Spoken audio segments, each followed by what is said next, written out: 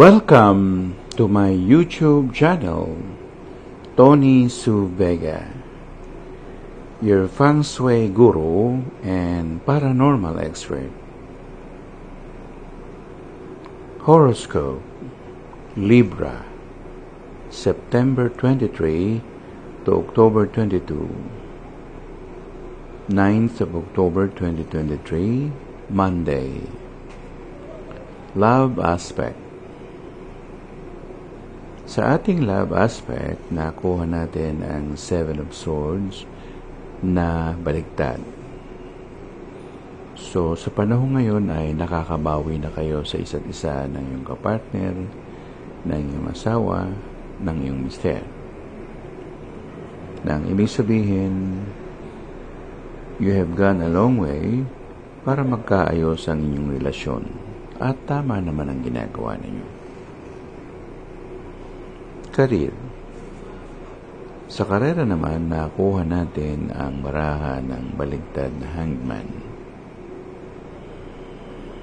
Sa ngayon, ikaw na ngayon ang nakikinabang sa mga ginagawa mo.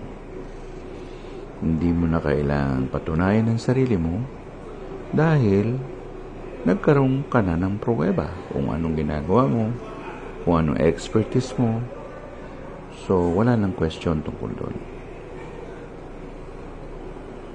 Money and opportunities. Sa money and opportunities, nakuha natin ang barahang The Lovers. So, ang ibig sabihin niyan ay mga tao sa kapaligiran, mga tao, mga kaibigan mo, o mga taong pinapakinabangan mo. At sila ang magbibigay sa inyo ng kabuhayan.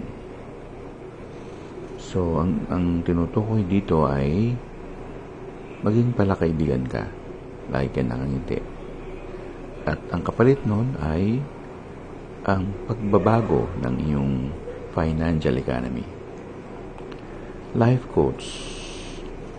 Sa life coach, nakita natin o nakuha natin ang normal na Two of Swords. Ang ibig sabihin nito, it takes two to tango. Kung hindi, sorpresa ng panahon.